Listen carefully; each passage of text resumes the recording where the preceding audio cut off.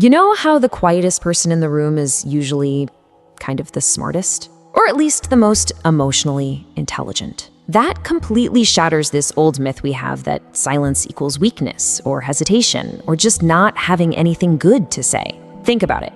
While everyone else is rushing to defend themselves or loudly trying to win an argument, the emotionally intelligent person is just sitting back and observing because they understand this absolutely crucial psychological role. Every single time you react impulsively, you are literally handing the remote control of your emotions over to someone else. And the truth is, not every battle deserves your response. So what's actually happening up in our heads when we feel that burning pressure to speak up? Section 1, your brain under attack. Let's actually dig into the neurology here for a second, because the scientific reality of what happens when we're criticized is fascinating. It really does feel like a physical attack, doesn't it? When someone insults you or tries to bait you into an argument, your brain doesn't just casually process that as neutral data. Your amygdala, which is your brain's emotional threat center, reacts almost instantly. And hey, it's literally designed to do this. It's a survival mechanism, hyping you up to fight back or defensively blurt something out. But in a modern office meeting or a disagreement with your partner, that chaotic split-second reaction is almost guaranteed to make you say something you're going to deeply regret 5 minutes later. So in those crucial milliseconds, you've got this intense tug of war happening inside your head. On the left side, your amygdala is screaming at you for an instant, chaotic reaction. But on the right side, you've got your prefrontal cortex. That's the calm, rational, logical manager of your brain. Emotionally intelligent people have basically trained themselves to insert a tiny, split-second pause before they speak. That little moment of silence, that's the secret hack. It's the exact amount of time your rational prefrontal cortex needs to hijack control back from the emotional amygdala. Instead of just reacting on pure autopilot, you are now actively choosing your response. Let's ground this in a situation we've all seen. Picture two coworkers, let's call them coworker A and coworker B, and they're both catching some completely unfair criticism in a high-stakes meeting. Coworker A lets their amygdala take the wheel. They immediately start arguing, voice gets louder, and they're desperately trying to prove they're right. Now look at coworker B. They use that pause. They just listen quietly. Maybe they ask a few thoughtful, clarifying questions, and then they respond calmly, but only after the immediate tension in the room has settled down a bit. Who looks more confident to the rest of the room? Who seems more trustworthy? It's coworker B every single time, because calmness mathematically signals confidence, while an impulsive reaction almost always exposes emotional insecurity. Moving on to section 2, the power of observation. So, what are these emotionally intelligent people actually doing when they aren't speaking? Because I promise you, they aren't just sitting there zoning out. They've entered a highly active, observing state. Listening will often reveal way more than speaking ever could. Silence basically gives you an incredible informational advantage. While everyone else is busy talking and stressing over their next perfect comeback, the silent observer is just vacuuming up vital data. They're tracking microfacial expressions, they're analyzing shifts in tone of voice, they're picking up on those subtle little contradictions between what someone is saying and what their body language is actually doing. They're gathering the exact kind of high-value intel that loud, reactive people completely miss. Part 3. The pattern interrupt.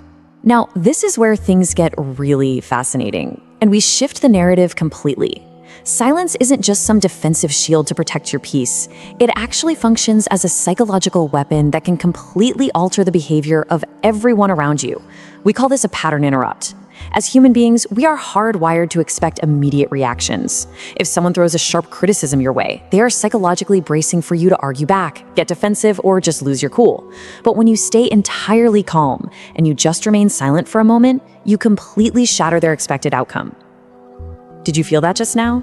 That slight, awkward tension in the pause? When you interrupt their expected script, the other person suddenly becomes incredibly uncertain. They start wondering what you're thinking, or if their little jab even landed the way they wanted it to. And honestly, this is exactly why you see this dynamic play out in the real world. Great negotiators, skilled leaders, and wise listeners very often talk way less than everyone else in the room. They understand that silence creates space. And let's be real, human beings absolutely hate an uncomfortable silence. If you just let the other person speak without interrupting them, and you don't immediately rush in to rescue them from the quiet, they will almost always keep talking just to fill the void. And the more they speak without you pushing back, the more they unintentionally expose their own fears, their own insecurities, and their true intentions. Information is power, right? Well, silence is how you gather it. Section 4. Strength versus fearful silence. Okay, quick but super important caveat here. We really need to draw a hard line because not all silence is a sign of high emotional intelligence. We have to separate intentional silence from fearful silence. Intentional silence, which is what this whole explainer is about, is choosing the right moment to speak. It is a highly active, strategic choice. Fearful silence, on the other hand, is just emotional avoidance. Staying quiet because you are terrified of conflict or afraid to express your own thoughts, that is not emotional strength. If someone is repeatedly crossing your boundaries, manipulating you, or treating you like garbage, just staying quiet isn't going to magically fix the problem. True emotional mastery is never about just accepting disrespect.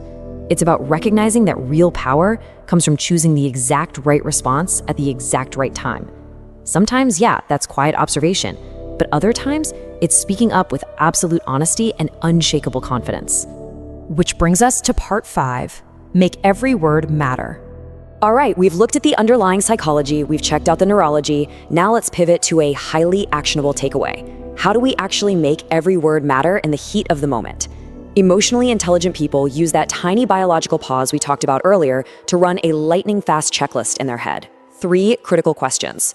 Number 1, am I reacting from emotion right now or from intention? Number 2, will my words actually improve this specific situation, or am I just pouring gas on the fire? And number 3, and this one is probably the most important, is this conversation actually worth my peace of mind? I'm telling you, those few seconds of internal reflection are literally the difference between lifelong wisdom and instant gut-wrenching regret. And that beautifully sums up our core lesson for this explainer. Choose intention over impulse. Mastering silence isn't about just saying less for the sake of trying to look mysterious. It's about ensuring that every single word you do say carries actual weight and purpose. Look, every unnecessary argument you get dragged into steals a little bit of your mental peace. It hands someone else the control over how you feel for the rest of the day. Emotionally intelligent people simply refuse to waste their energy trying to prove themselves to folks who've already made up their minds. They save their energy, they fiercely protect their peace, and they only speak when it truly matters.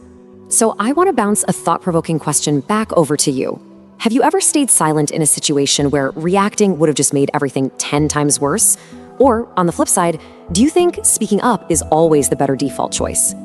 Think about your own experiences with the power of the pause. And always remember, silence is definitely not the absence of strength. It is very often its greatest expression. I would absolutely love to hear your stories about this, so drop them in the comments below.